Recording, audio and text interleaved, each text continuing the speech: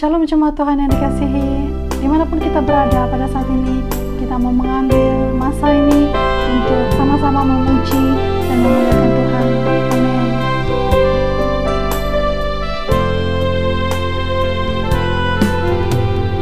Firman-Mu berkata Kau besertaku, maka kuat roh dan jiwaku. Tangan-Mu Tuhan selalu ku nantikan, di setiap langkahku percaya. Dengan sayap-Mu ku akan terbang tinggi di tengah badai hidup. Ku tak menyerah, Kau kekuatan dan perlindungan bagiku, pertolonganku di tempat maha tinggi. Ku mengangkat tanganku, aku berserah. Kau ku nantikan, Kau yang ku sembah, Yesusku, Rajaku.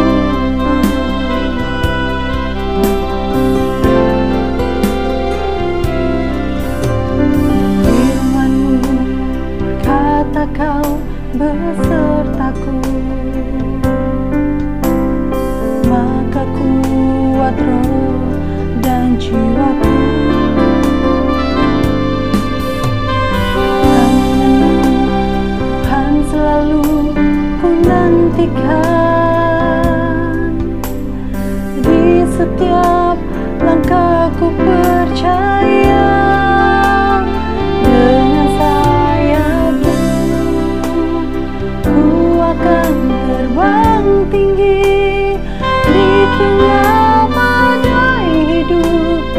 Ku tak menyerah, Kau kekuatan dan perlindungan bagiku, pertolongan-Mu di tempat maha tinggi. Ku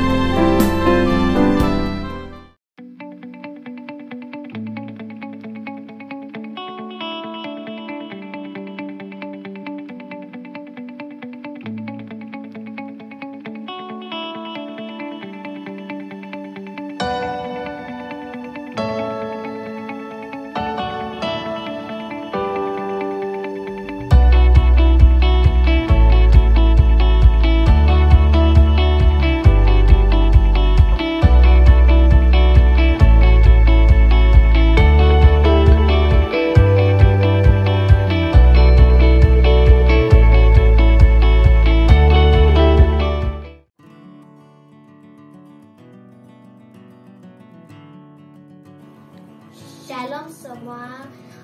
Saya membaca firman Tuhan terdapat di dalam Mazmur 91 ayat 4. Dengan kepaknya ia akan melindungi engkau. Di bawah sayapnya engkau akan berlindung. Kesetiaannya ialah perisai dan pagar tembok. Amen. Shalom kepada semua. Bersyukurlah kepada Tuhan sebab Ia baik, bahwasanya kekal selama-lamanya kasih setianya. Amin. Mari kita bermula dengan doa Bapa kita. Bapa kami yang ada di syurga, dikuduskanlah nama-Mu, datanglah kerajaan-Mu, jadilah kehendak-Mu di bumi seperti di syurga. Berilah kami makanan kami yang secukupnya dan ampunilah kesalahan kami, seperti kami pun mengampuni orang yang bersalah kepada kami. Dan janganlah membawa kami ke dalam pencobaan, tetapi lepaskanlah kami dari yang jahat, karena Engkaulah yang punya kerajaan dan kuasa dan kemuliaan sampai selama-lamanya. Amin. Haleluya. Tajuk pesanan saya hari ini adalah melawan tulah dengan darah Yesus. Kita bermula dengan Mazmur 91 ayat 9. Mazmur pasal 91 ayat 9. Sebab Tuhan ialah tempat perlindunganmu, yang maha tinggi telah kau buat tempat perteduhanmu. Tuhan itu baik. Ia adalah tempat perteduhan dan Ia kenal mereka yang berlindung dan berharap padanya. Di dalam waktu pandemik sekarang, kita lihat pergolakan di dalam dan di luar negara. Kekeliruan dan kekecohan berlaku di merata tempat di depan mata kita. Terfikir juga apa yang akan berlaku pada generasi yang akan datang. Semua yang sedang berlaku membangkitkan ketakutan dalam setiap manusia dan tertekan untuk mengambil keputusan secara terburu-buru. Negara sekarang berada dalam situasi yang tidak menentu dan tiada siapa pun tahu apakah penghabisan semua ini. Seperti yang dinubuatkan oleh Tuhan Yesus di dalam Matius 24 ayat 6 hingga 7. Kamu akan mendengar deru perang atau kabar-kabar tentang perang. Namun berawas-awaslah, jangan kamu gelisah, sebab semuanya itu harus terjadi, tetapi itu belum kesudahannya. Sebab bangsa akan bangkit melawan bangsa, dan kerajaan melawan kerajaan. Akan ada kelaparan dan gempa bumi di berbagai tempat. Nah, semua ini sedang berlaku sekarang, kan? Walau apapun, kita masih fokus kita kepada Tuhan Yesus. Dan Matius 24 ayat yang ke-8 berbunyi begini. Akan tetapi semuanya itu barulah permulaan penderitaan menjelang zaman baru. Ya saudara-saudara, ya hanya permulaan penderitaan. Tetapi kita mempunyai harapan dalam Kristus yang telah mencurahkan darahnya yang kudus untuk menebus manusia dari semua yang sedang berlaku di atas bumi. Yohanes 16 ayat 33, semuanya itu kukatakan kepadamu supaya kamu beroleh damai sejahtera dalam aku. Dalam dunia kamu menderita penganiayaan, tetapi kuatkanlah hatimu, aku telah mengalahkan dunia. Ya, haleluya. Sebab itulah Alkitab memberi kita pedoman dalam melakukan kewajiban kita sebagai pengikut Kristus. Dan satu daripadanya ialah percaya kepada janji-janjinya. Alkitab memberi semangat kepada kita untuk terus bangkit di dalam iman kita pada Yesus. Pada pengertian saya, kalau Daniel boleh percaya Allah Maha Kudus untuk menjaganya sewaktu dibuang ke dalam lubang singa, saya percaya kita boleh percayakan Allah kita dengan keresahan dan kerisauan kita. Ibrani 10 ayat 23, marilah kita teguh berpegang pada pengakuan tentang harapan kita, sebab Ia yang menjanjikannya setia. Ya, kita ada janji daripada yang setia. Haleluya.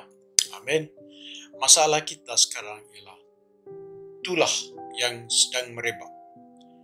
Ia telah berjaya menghalang hampir semua sistem di atas bumi seperti sosial, politik, kesehatan, ekonomi, dan perpaduan.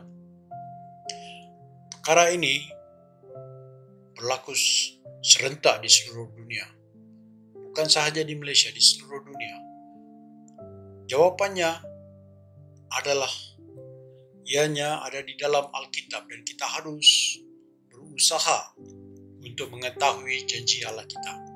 Karena janji-janjinya menunjukkan bahwa Allah telah menyiapkan jalan keluar untuk manusia yang percaya. 1 Tesalonika pasal 5 ayat 24 yang berbunyi begini, Ia yang memanggil kamu adalah setia, Ia juga akan menggenapinya. Nah, kalau gitu, pasti Tuhan Yesus akan menolong kita pada waktu seperti ini. Karena kita tidak berdaya. Keyakinan kita ada di dalam perkataannya. Apa yang telah dikatakannya, Ia akan menggenapinya. Ia yang memanggil kita adalah setia dan Ia memberikan kita janji-janjinya. Ya. Itulah sebab kita berpegang kepada pengharapan kita, pengakuan kita di dalam Tuhan Yesus. Perkara yang pertama, keselamatan dalam darah Yesus. Dari kitab Keluaran pasal 12 ayat 13, firman Tuhan berbunyi begini, dan darah itu menjadi tanda bagimu pada rumah-rumah di mana kamu tinggal. Apabila aku melihat darah itu, maka aku akan lewat daripada kamu. Jadi tidak ada itulah kemusnahan di tengah-tengah kamu. Apabila aku menghukum tanah Mesir, semua sistem perlindungan sekarang tidak saya persoalkan di sini. Perlindungan dari semua sistem sekarang ada batasannya. Tetapi darah Yesus, apabila kita kenakan pada diri kita, keluarga kita, dan rumah kita, itulah tidak akan mendekati, tetapi ia hanya melewati. Karena darah Yesus, setiap orang yang percaya, yang mengenakan darah Yesus, tidak akan dijangkiti wabak atau tulah yang sedang merebak sekarang. Perlindungan yang diberi Tuhan Yesus oleh darahnya akan menyebabkan engkau hanya menontonnya dengan matamu sendiri. Walau 1000 orang rebah di sisimu, tapi itulah itu tidak akan menimpamu. Itulah janjinya. Yang masih berkuat kuasa sampai sekarang, seperti yang dijanjikan dalam perjanjian baru. Ibrani pasal 10 ayat 24. Dan marilah kita saling memperhatikan, supaya kita saling mendorong dalam kasih dan dalam pekerjaan baik. Pada waktu ini kita lihat ramai yang kehilangan pekerjaan dan punca pendapatan karena masalah itulah. Implikasi yang kita lihat sekarang ialah kewarasan mereka juga dihambat dengan keresahan dan kerisauan. Tetapi ia bukannya habis di situ. Mereka tidak dapat membayar hutang, sewa rumah, bil api dan air, pinjaman bank, dan juga tidak dapat menyediakan makanan bagi seisi keluarga. Ini adalah sesuatu yang di luar jangkaan semua manusia.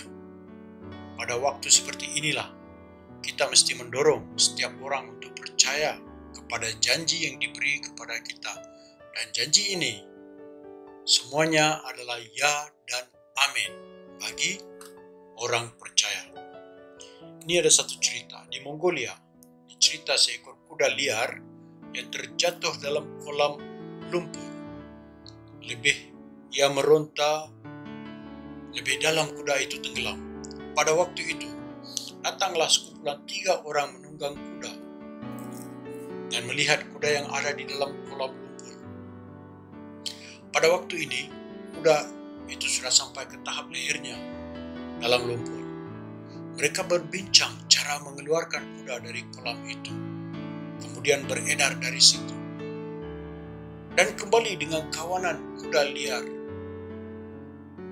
yang mereka tujukan ke kolam itu. Kuda-kuda liar itu berlari keliling kolam itu, di mana kuda yang ada di dalam kolam itu sedang berusaha untuk menyelamatkan nyawanya. Ini menyebabkan kuda itu bersemangat dan berusaha untuk bangkit dengan kekuatannya sendiri. Ia berusaha, ia melompat, berusaha, ia mencoba sekali, 2 kali, 3 kali. Kemudian ia dapat keluar daripada kolam lumpur itu. Ya, saudara-saudara, kita lihat mereka yang ada semangat dan jati diri dalam diri mereka juga harus melakukan sedemikian.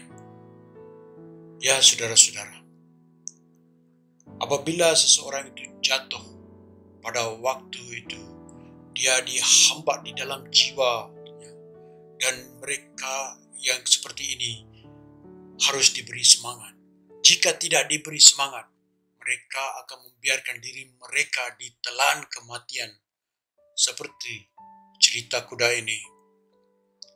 Yesus lahir sebagai manusia untuk manusia, supaya manusia boleh melihat dan percaya bahwa Allah mengasihi, dan ia juga menunjukkan bagaimana mengikuti jejaknya. Pembacaan Alkitab adalah cara yang terbaik untuk mendapat tahu bagaimana dan apa yang akan dilakukan oleh Yesus. Nah, apabila kita membacanya, bila kita menghadapi suatu situasi dalam kehidupan, kita juga akan mengetahui apa yang harus kita lakukan. Perkara kedua, damai sejahtera oleh darah Yesus. Bacaan dari kitab Perjanjian Baru, kitab Kolose pasal 1 ayat 20. Dan oleh dialah ia memperdamaikan segala sesuatu dengan dirinya, baik yang ada di bumi maupun yang ada di surga, sesudah ia mengadakan pendamaian oleh darah salib Kristus. Damai sejahtera yang dicari manusia ada dalam Yesus Kristus. Apabila kita mengulur bantuan, naluri kita akan merasa sukacita. Oh ya, meluap-luap di dalam hati kita. Di dalam jiwa kita ada satu kekosongan yang sudah diisi, yaitu kita melakukan perbuatan baik. Galatia pasal 6 ayat 2. Hendaklah kamu saling menolong, memikul beban. Dengan cara demikian, kamu akan mentaati perintah Kristus. Kadang kita cari di manakah orang yang memerlukan pertolongan. Ya, saudara-saudara, mereka ada di sekeliling kita sekarang ini. Ada yang tidak akan beritahu, tetapi kita boleh melihat dan mendengar suasana keadaan setiap orang pada masa ini. Dengan demikian, damai sejahtera yang Tuhan janjikan akan mula bertakhta dalam hati kita. Perkara ini menyenangkan hati Tuhan, maka kita sebagai umatnya harus mengambil langkah sewajarnya untuk melakukan kehendak-Nya. Ya, saudara-saudara yang dikasihi Tuhan, tiada yang mustahil bagi Allah yang menyertai kita. Semua perkara ada nilainya di dalam dua situasi, yaitu sebelum menerima dan selepas kehilangannya. Kita ada peluang dan kita harus menilai semua perkara sewaktu ia masih boleh dinilai, semasa ia masih berada bersama kita. Ada kalanya kita perlu melupakan apa yang sudah lepas, bersyukur apa yang masih ada dalam tangan kita, dan fokus kita untuk maju dan apa yang harus dilakukan. Kita hanya perlu menunjukkan yang kita peduli dan mengambil berat tentang orang-orang yang ada di sekeliling kita. Oleh itu, saudara-saudara, firman Tuhan juga mengatakan kita menunjukkan kasih kita kepada Allah melalui perbuatan kita kepada sesama manusia. Ya, oleh itu, saudara-saudara, ambil pedoman ini. 1 hari, 1 jam, dan 1 menit tidak akan kembali apabila ia sudah terlepas. Sebab itu, kita harus menjauhkan diri kita daripada perselisihan, amarah, iri hati, kepentingan diri sendiri.